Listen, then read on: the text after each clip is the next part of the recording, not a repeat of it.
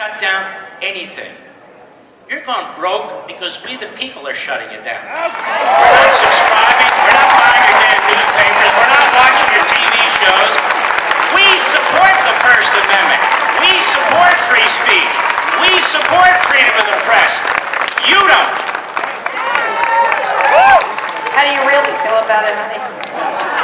Okay, so now seriously, I think we need She's to... pretty. We need to talk about birthright citizenship because, again, this is a perfect example of what the left do. They take words like democracy and the Constitution, and then they exploit them because they don't really care about either of them. So they came up with this term, birthright citizenship, like anybody who comes here illegally and gives birth, that child, that baby, is an American citizen like magic. And that's not true. They cite the 14th Amendment. Do your Mark Levin thing, where you give a little bit of a primer. No, because it's really important. It was so taken hostage, this paragraph of the 14th Amendment. First of all, I wore the wrong socks, honey. I'm showing a little ankle up here. Not showing any more. Okay, so I wasn't going to bring it attention to. All right, let me do it. I've been talking about this for 20 years. Read it yourself. Where's the phrase birthright citizenship in the Constitution? It's right next to abortion. It doesn't exist.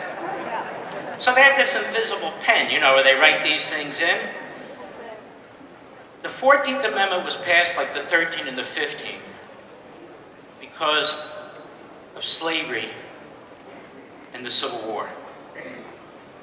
And the country came together and said, we must, in the Constitution, fix this. We must give equal rights to human beings who have been held as slaves and are now free. We must give them all the protections and rights of a citizen of the United States.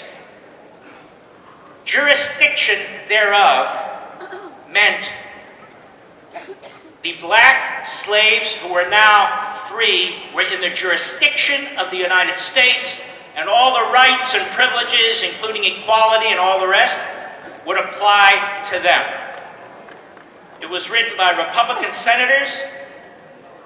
The 14th Amendment was based, in this aspect of it, based on the 1866 Civil Rights Act, the first Civil Rights Act. Andrew Johnson, who was then president after the assassination of Lincoln, was a Democrat. He refused to sign that Civil Rights Bill. So they overrode him and they said, we need to enshrine this in the Constitution of the United States.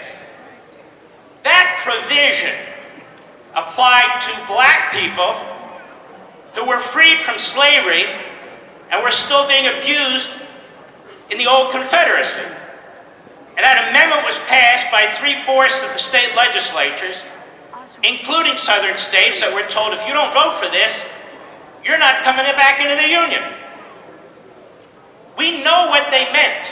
The author of the 14th Amendment specifically rejected the idea of aliens, specifically. In fact, they rejected the idea of what they called Indians, because they had separate countries at the time, or at least it was viewed that way. So they were excluded.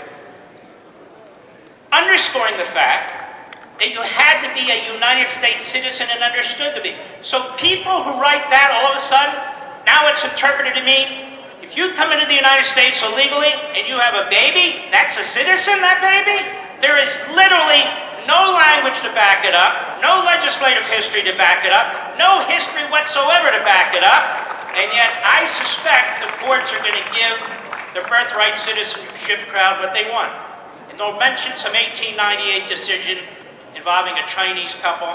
It still didn't apply to illegal aliens. So illegal aliens have no constitutional basis, but I will just warn you about this. Hollywood John Roberts, that's what I call him because he's worried about the press. I don't think he, and I don't think his new best friend Barrett, will do the right thing. I think they'll join the three, I can't say women, because she wouldn't say women. They won't join. That's okay, you can say it, go for it. Two of the non-males, and one of the males. I think that's a 5 that worries me. But just understand, your Constitution does not provide for birthright citizenship. Period. So I